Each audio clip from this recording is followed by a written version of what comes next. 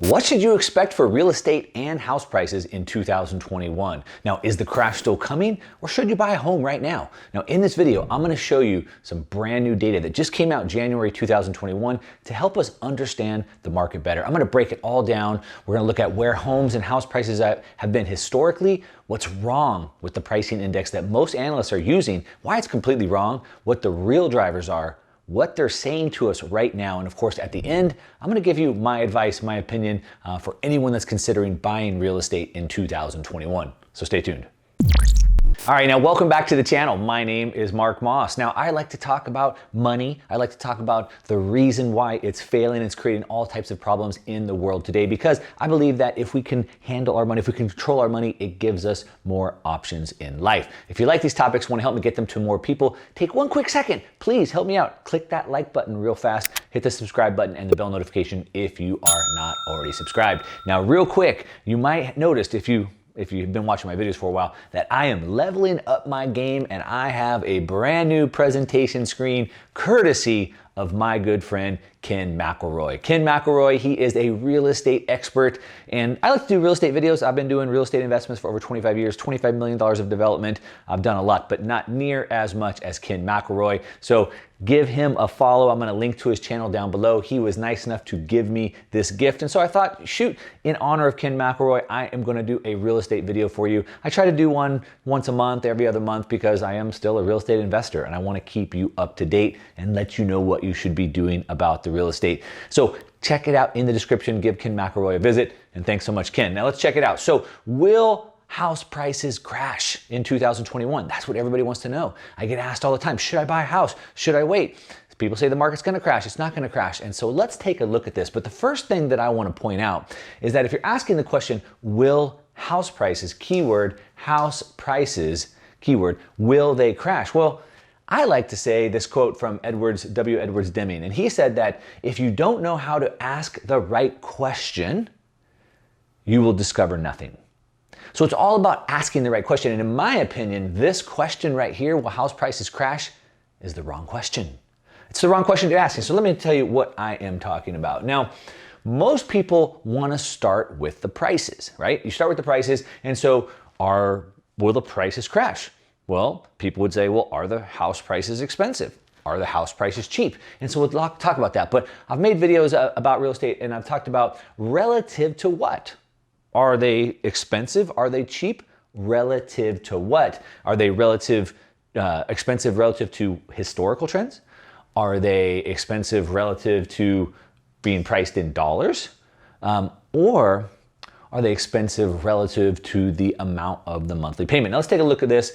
You might have seen this chart. One of my other good buddies, George Gammon, has been pulling this chart up and taking a look at this. Now, one chart that he pulled up, I'm gonna bring this up for a minute. So this is the Case-Shiller Index for home prices historically. So this is a 1900 right here. So we start way back here, and you can see that this trend line has held pretty strong. George Gammon made the case point in this. But you can see that right about here is where this trend line really started to break at the end of the 1990s.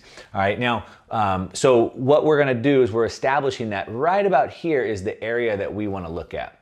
All right, so this has held this good baseline right here, but it's just this area that really seems to be a problem. Now, if we take this, now that we can see that, we'll just zoom in on a little bit more area. So now we'll start right here at that historical trend line. And you can see that prices have come up. This is 2008 right here. So of course we know this was a bubble. They've come back down, and now we can see that they've come back up, back into bubble territory. All right, now this is inflation adjusted. So what that means is, obviously we have inflation, the currency is being debased, it takes more dollars to buy those homes today. So we adjust the home prices for this, and this shows us that we are back into bubble territory where we were in 2008. People have made this argument, but let me break this down for you a little bit, because I don't necessarily agree with that. But the problem is that the gauge, the measurement, the charts that I just showed you are from Case-Shiller. the Case-Shiller Index. And I believe that there's serious problems with that. Now, first of all, it does adjust for inflation. So that's good, right? So home prices obviously are a lot more expensive today, but that's because the currency is being debased. It takes more dollars to buy those homes today. So it does adjust for inflation. That's good. But here's where the problem lies. How does it adjust for inflation? Where does it get the inflation measurement? That is the problem. And it gets it from CPI. I've done videos breaking this down. It's the Consumer Price Index. Now, the Consumer Price Index, the measurement is completely wrong. I've talked about this. I've done a video. We'll try and link to it right up here. Now, it's kind of what I call a political tool.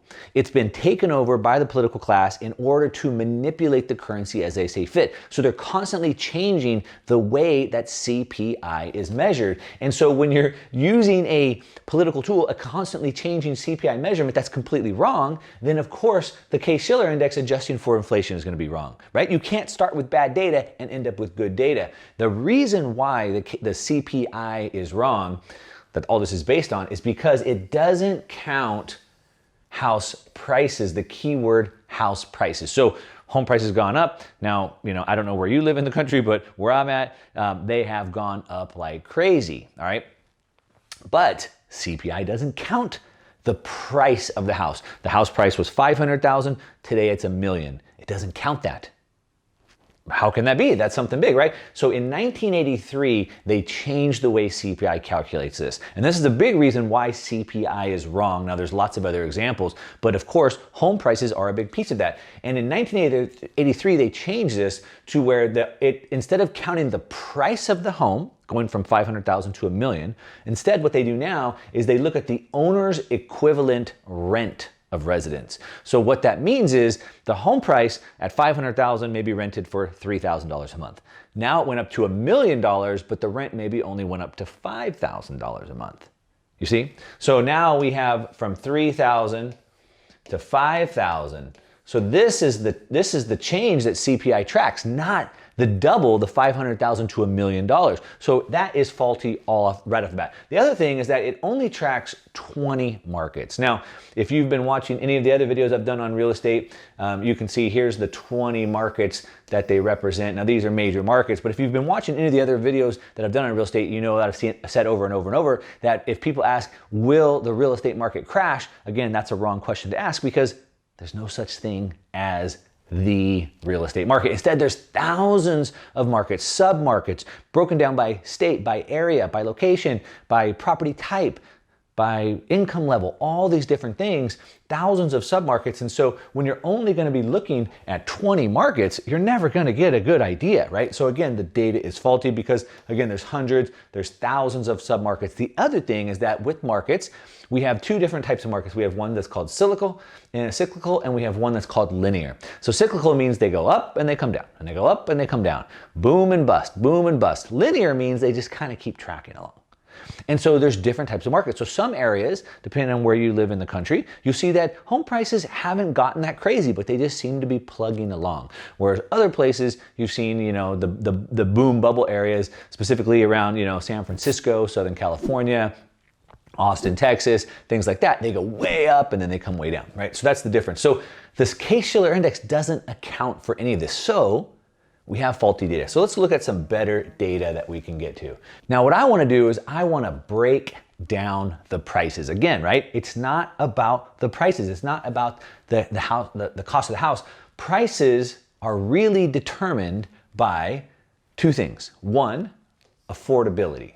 All right.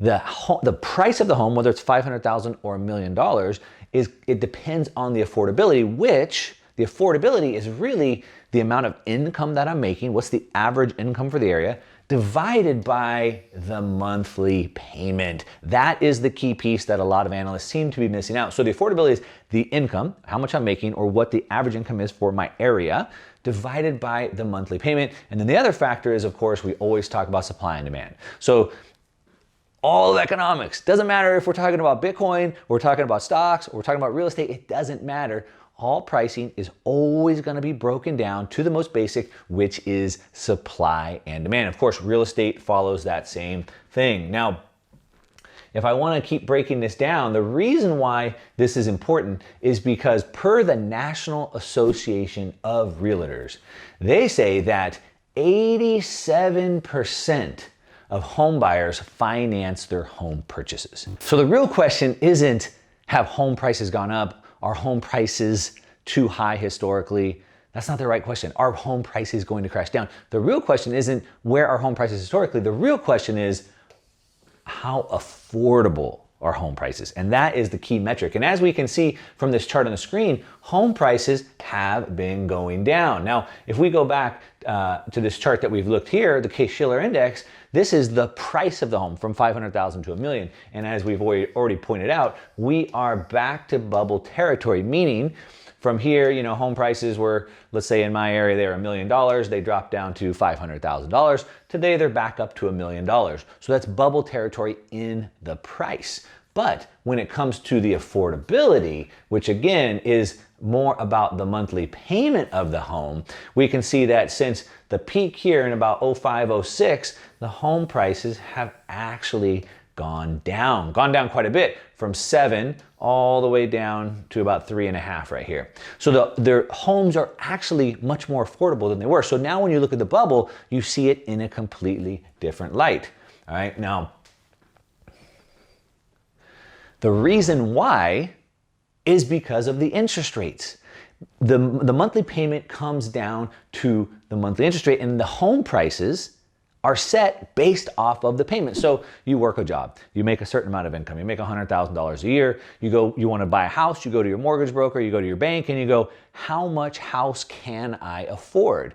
I'm making $10,000 a month. I want to spend 40% of that on a home. That's $4,000 a month. How much does $4,000 a month get me? Well, that is how you look at it. So it's not about the price of the home, it's about the monthly payment. Now we can see in this chart right here, let me blow it up here on the screen. We can see that per this chart, this is the 30-year fixed mortgage rate, the interest rate. So we can see back here, we had crazy high interest rates back here in the 80s. We were at 18, 19%. Imagine paying 18 or 19% for a mortgage. It would have been insane. But look what's happened. It has just gone consistently down, down, down, down, down, which is why the home prices have been going up and up and up and up, because it's not about the home price, it's about the monthly payment. Now, back to where we are historically, back to the 2008 peak, we can see we were right here. Interest rates were about 6.5% back in 2008. Today, they're about 2.6, 2.7%. So the interest rates today are about 40% of what they were at the peak, back when they were expensive. And remember, going back to this chart, we really just have to look from here. This is really where home prices took off, even though right around here is where the interest rates started dropping down. And so interest rates started dropping here, so home prices did come up a little bit of a correction, and then they just took off again right here. And again, this is another good chart. Now this is again going back to the Case-Shiller, which is not my favorite chart, but what I like about this is an overlay. All right, so this blue line right here is the cash price. So if you're a cash buyer and you're gonna pay cash for the $500,000 or the $1 million house, you can see that if you're paying cash, it's actually gone up. Right? It's gone up. Now, when I adjust it for inflation, which is the chart we looked at before, you can see that we're just back to where we were in 2008 in the bubble. However, I'm making the claim that it's not about the price of the home, it's about the monthly payment. And when we look at monthly payment, we can see that we are still much lower than we were at the peak. And so that's when I say, is it expensive? Well, expensive relative to what? And that's the key piece that we need to look at. All right, so now the question is, will the rates hold? Will this continue? Now I hear everybody, you're probably already leaving comments, Mark, you're an idiot, you don't get it. There's unemployment, there's forbearances, there's inventory that's gonna come on the market, the economy's wrecked and all those things. And we're gonna jump into all that. But right now, I still just wanna establish the fact that It is the monthly payment that's been driving the market, and the monthly payment is derived from the interest rates. Now, let me just give you just a quick example. Again, I said that I've been in real estate investing for over 25 years. From 1995 till about 2007, I had an amazing run and things were going great. In about 2005, I built a custom home for myself and my family. A lot of you may know my story, how that worked out for me, but sick home, about 5,000 square feet, 6-car garage, whitewater views. I had an elevator in the house. It was amazing. All right. I had about a $1.5 million loan on the house at the time. Back in 2007, my interest rate was about 6.5%. So my monthly payment was about $10,500 for that house for $1.5 million in 2007. I sold that house, got out of that one okay, took some money off the table. Today, the same payment, the $10,000 payment, so in 2007, I was paying about 10.5, all right, and that was for 1.5 million. Today, in 2021, for the same payment, the same 10.5 payment, I can go up to about 2.5 million. So home prices went from 1.5 to 2.5, but my payment stayed exactly the same. It's back to the affordability. So the question is, will rates continue to hold? If rates are driving this affordability, will they continue to hold? So obviously, I've already showed you that the rates have been falling. We looked at that chart historically. Since the 80s, they've come from about 18% all the way down to about 2.6%. So the rates have been falling. But the reason why is because they're completely controlled by the Fed. This is not a free market. So the Federal Reserve has been buying mortgage-backed securities. They've been artificially suppressing the price of those mortgages, making it cheaper and cheaper and cheaper, easier and easier for people to buy the homes. But will those low rates continue? That's the question. Now, we don't have a crystal ball, but let's take a look at a couple of things. Now, first of all, we know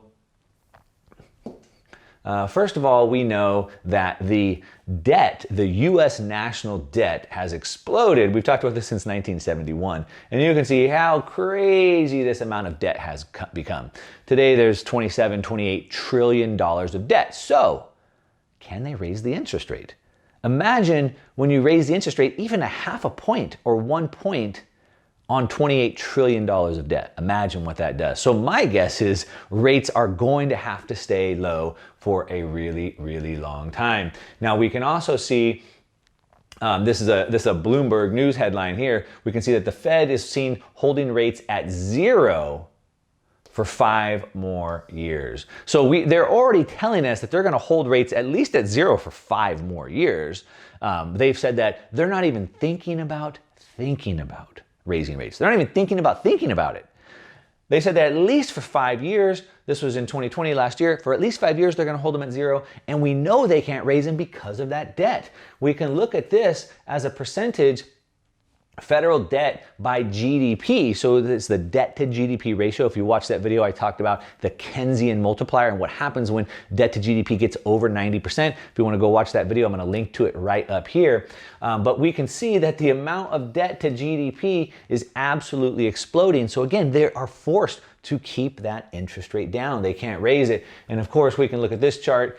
This is another good one. This is the deficit, the surplus or the deficit. So this is each year, does the government have more money than they spent, or do they have less money than they spent? And of course, as you might imagine, it's pretty much always spending more than they have. This is 1920, and this is the Great Depression. That's just a little blip, you don't even see it. That was the Great Depression. Then we have World War II, and you can see that a little bit of a blip right there. Of course, right here is where the wheels really started to come off. And look at our deficit spending right now. We're spending trillions of dollars per year more than what we're bringing in, and that is not going to change anytime soon. So again, back to the question we're trying to figure out, will interest rates stay down? And based off of this data, it looks like they're going to have to. Now, the other thing that drives this, again, is back to supply and demand, of course, like everything. Now, we know that we have historically low supply of real estate today. Okay, across the country, historically low. As a matter of fact, they say it's the lowest since 2012. And we can see in this chart right here, we can see that it has just been continuing to trend all the way down. There's about 300,000 units for sale in the entire country. In the United States, there's 330 million people, and there's about 300,000 units for sale. So again, historically low, and again, supply and demand. If there's not a lot of supply and interest rates are cheap and people want to lock that in, what happens? Prices keep going up. Now, another interesting factor on supply and demand is that because of the interest rates going down so low, it's changed the dynamic of the market. And what we're seeing now is that investors are back into the market. This is a percentage of investor sales to total sales. So what this means is, let's say that you bought your home in 2010, 2011, interest rates have been going down, down, down, down, down. You've gained equity in your home. Because interest rates are so low today, you could refinance your house and buy a second house for the same monthly payment as you were already paying. So you refinance and you buy a second one and you're paying the same thing that you were back in 2010, 2011. And so we can see this. New York is the highest here, 32%. We go all the way down here to Minneapolis, it's pretty low. But of course, New York, Phoenix, Tampa, Houston, Southern California, Texas. Texas is a lot of these right here. And so this is the percent of investors. Now, the reason why this is important is back to supply and demand. Investors are buying more homes. So we have 330 million people trying to buy 300,000 homes. But a lot of the people are buying more than one home because of that, all right? So as this investor growth, it continues to put pressure on that supply and demand metric, all right? Now, here is the question where everybody wants to know, Mark, you're an idiot. You don't realize that people don't have any money, right? Supposedly. So what about the income, okay? Well, unemployment, it's high. We know that, right? Before the pandemic in early 2020, unemployment was at a historical low level, about 3%. Today, unemployment's high. Even worse, it looks like we might have a slow recovery. I mean, things are happening and the vaccine's here and states are opening back up, but it's definitely happening much slower than it's happening. The CBO, the Congressional Budget Office, it's the government that sets the budget, the CBO, they see rapid growth recovery in the labor returning to pre-pandemic levels by 2022. So will this hold? I don't know. These are just things that we have to look at. But they're saying that they could return to pre-pandemic levels, which remember was historically low, about 3%, by 2022, by next year. So can we get through from here to next year? That's the question. Now, one thing to keep in mind is that most of the unemployment right here, I should say, actually has been in the service sector. So if you work in hotels, travel, a lot of restaurants, bars, things like that, that's where most of those have been really contained. Most other businesses are back up and running. All right, now what about the hidden supply and demand, right? So again, Mark, what about all the supply? What about the forbearances are at record highs, right? We can see this chart right here. Forbearances at all-time high. So the forbearance was under the CARES Act in March of 2020. Basically, they said, hey, you don't have to make a payment. We're going to cover it for you. We'll start putting those payments onto the back and you can pay it later. And we can see from this chart that we have up on the screen right here that in March of 2020, the amount of forbearances went sky high. And they've been coming down, but we can see that they've come down and now here they've sort of leveled off. And so we still have about the same amount of forbearances here. The good news is we're not getting more. All right, so we're staying pretty steady. That's a good thing, all right? But when we really look at this number, if we dig into it, ask yourself the question. We just in 2021, we've got a $900 billion stimulus. There's a $1.9 trillion that's already been approved that's ready to come through the pipe. They're already talking about the next round of stimulus. So do you think that we'll have more assistance this year? Do you think that they're just gonna say, you know what, all you guys are cut, we're taking all your houses? Are they gonna say that? Or do you think they're willing to continue the assistance? Now, in my opinion, based off of their willingness to act, based off of the fact that they're already doing another 1.9 trillion, based off the fact they're already talking about doing more, I believe there's gonna be more assistance and they are not going to be forcing these people to take their home. But even if they did, Even if they did, there is a ton of equity in these homes because, of course, home prices have gone up so much because of the payment and all those things. So there's a lot of equity. So if anybody was forced with this problem with a forbearance, and let's say the government decided not to help them anymore, they have equity in their home. They can just sell the home. They could refinance it. They could pull money out. So there's a lot of options. So it doesn't necessarily mean that this is all going to go right onto the market. In addition, a lot of people, if they were given the choice to not make a payment for a year, they would take it. So it doesn't mean they can't make their payment. They've just opted to not make their payment for whatever reason. Now, the other thing that we have to keep in mind, this is the wild card that I'm throwing in here. Remember, everything is based off supply and demand. That's one. And two, remember that there's no such thing as the market. Instead, there's thousands of submarkets broken down all across the country. Now, I've been talking about quite a bit the Great Migration. All right, now this means that there's already before the pandemic, the Great Migration was beginning. We have the baby boomer generation, the largest segment of the population. They're all retiring. They want to sell their McMansions in the cold winters, and they want to move somewhere where it's cheaper and where it's warmer, and they can play golf and tennis 365 days a year. So there's already this great migration that was going on. The pandemic has only accelerated. People were moving for weather. People were leaving high state taxes to go to low state taxes, Florida, Texas. People are going where they're more affordable. They're leaving their $500,000 McMansions. In Florida, in Texas, you can still buy a $200,000 home. Obviously, the pandemic really sped that up. People wanted to flee the cities. They didn't want to live in this high density. Now, a lot of people like the city because of all the amenities that you have. But when all that's taken away, why do you stay? And then, of course, the work from home, all of Silicon Valley, Apple, Google, Facebook, they all said, you don't have to come back to work. You can just work online remotely forever. Lots of my friends that run big companies, they're not working in the office anymore. They're all going back to work from home. Now, this is a chart right here we can see. All right, now in this chart, we can see this is a very good metric. So anyone who's looking to buy a home and you're trying to figure out the supply and demand for your area, this is a great metric. You look at the moving data.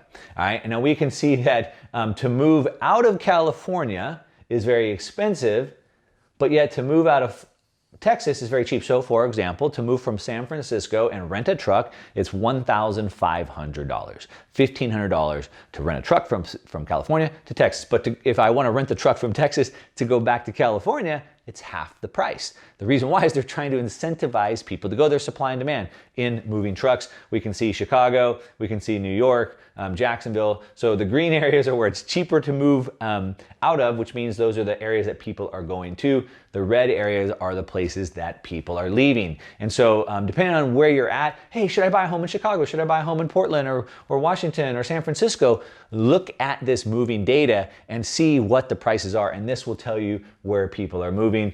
I think this is pretty obvious to most people, but the big winners, Florida is the biggest state that's getting the most people moving in, followed by Texas. So Texas and Florida are the two places where people are going the most. But even within Florida or even within Texas, there's supply and demand in those own areas, right? So it doesn't just mean just anywhere in those states. So a good example would be New York. We saw in New York City, property values were down about 50%. But in Buffalo, New York, they're up about 105%. So even within the same state, the supply and demand was working. People were leaving the city, going to more rural areas.